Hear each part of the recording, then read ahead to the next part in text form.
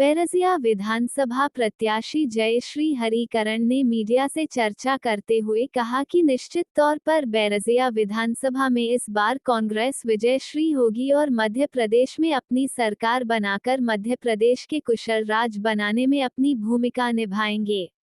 बेगम, बहुत बहुत मुबारक हो आपको मीडिया की तरफ से कि आपको एक दिशा टिकट का आपको नियुक्त किया गया है। क्या कहना चाहती हैं आप इस वक्त?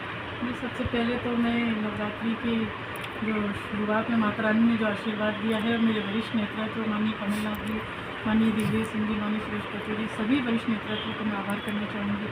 महिला कांग्रेस के अध्यक्ष नेता सुजा जी, विभा पटेल जी, सभी को बहुत बहुत धन्यवाद और आभार व्यक्त करना चाहती हूँ कि मुझे नवरात्रि के अवसर पर एक महिला शक्ति को मौका दिया है और पूरी ताकत के साथ चुनाव किया। क्या क्या मुद्दे रहेंगे आपके काम को लेकर? क्योंकि सबसे पहले मुद्दा तो मेरा, क्योंकि मेरी विधानसभा ग्रामीण क्षेत्र है पूरा, किसानों से लेकर के मेरा ध्यान सबसे ज़्यादा केंद्रित रहेगा।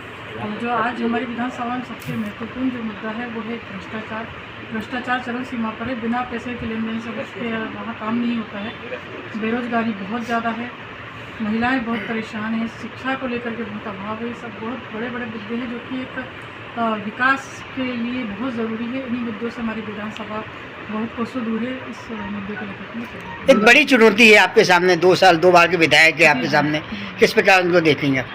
देखिए, विधायक 2 साल से हैं, चाहे एक लंबा समय देखा जाए तो वहाँ बीजेपी ने वहाँ शासन किया है, कहना चाहिए कार्य तो नहीं किया है, क्योंकि विकास कार्य दिखता है। और क्योंकि मेरी विधानसभा एक राजधानी की विधानसभा है जो कि काफ़ी पिछड़ी हुई विधानसभा है, और कार्य को लेकर के बात की जाए तो क्या है कि लोग काम तो नहीं करते हैं।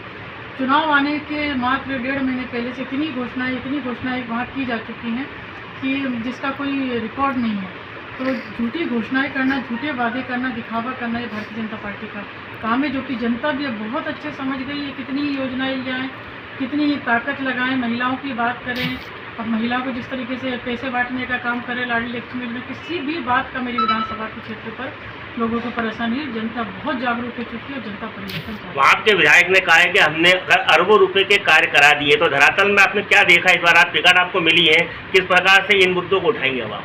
देखिए, अरबों के कार्य और विकास किसका हुआ है? जहाँ तक कि मुझे लगता है कि विधायक जी का अगर विकास देखा जाए तो जनता का विकास देखना है कि विधायक जी का विकास, ये आप कंपेयर कर सकते हैं।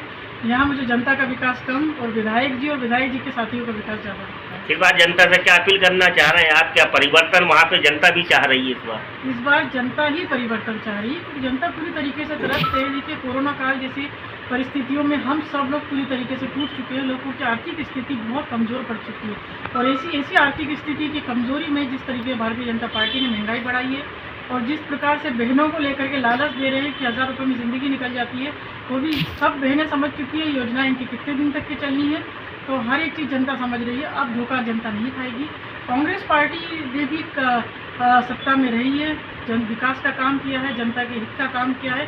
तो जब बीजेपी और कांग्रेस का कंपेयर होता है तो जनता फिर कांग्रेस की तरफ मुड़ के देख रही है कि ऐसा जो आज के समय में जो जनता सहन कर रही है, ऐसा कभी नहीं हुआ है। तो जनता खुद ही परिवर्तन करना है। शिवराज सिंह जी का कहना है कि प्रियंका गांधी आकर यहाँ पे झूठे वादे करती हैं, तो क्या किस प्रकार से जो बच्चों के लिए योजनाएं लेके आई हैं, महिलाओं के लिए 500 रुपये का सिलेंडर और 1500 रुपये महीने, ये क्या यदि आपकी सरकार बनती है तो इसमें कितना वो होगा? देखिए, झूठ बोलने का काम तो भारतीय जनता पार्टी को है। रही बात कांग्रेस पार्टी की, तो कमलनाथ जी की सरकार आपने देखी, कमलनाथ जी ने जो भी वादे किए थे उनको पूरे करे, चाहे वो किसान को लेकर के कर्ज माफ़ी का आप लोगों ने देखा कितने स्पीड से वो प्रोसेस जारी चल रही थी, और 27 लाख करीब किसानों के कर्जे माफ़ किए। महिलाओं को लेकर के बात की जाए तो बच्चियों को लेकर के 51,000 की राशि कन्याओं की शादी के लिए दी जा रही थी, जो कि इन लोगों ने बंद कर दी है। बुजुर्गों को लेकर के पेंशन की बात करी थी कि 1000 रुपये की जाएगी, कांग्रेस की सरकार ने 300 से बढ़कर 600 कर दिए, 600 से 1000 रुपये होने वाले। तो कांग्रेस धरातल पे काम करती है, जो वादे जो वचन देती है उसको पूरा करती है, और भारतीय जनता पार्टी के लोग घोषणाएं करते हैं, झूठे वादे करते हैं। अभी आपने देखा रक्षाबंधन में महिलाओं को धोखा करा कि सिलेंडर दिए जाएंगे, बेचारी महिलाएं 500-500 के सिलेंडर पर लाइन लगी, वहाँ जाकर देखा तो वही सिलेंडर का दाम था। तो ये झूठे वादे करना भारतीय जनता पार्टी का काम है। ये किसी भी हद तक जा सकते हैं, किसी भी हद तक झूठ बोल सकते हैं। और रही बात प्रियंका जी की, प्रियंका जी ने जो वचन दिया है शिक्षा को लेकर के तो 100% उस पर अमल किया जाएगा। और आने वाले समय में कांग्रेस की सरकार बन रही है, आप भी देखिएगा शिक्षा का लाभ मेरे बच्चों को मिलेगा, ये मैं भी आपसे वचन दूंगी। क्षेत्र की जनता से क्या अपील करना चाहते हैं इस बार आप?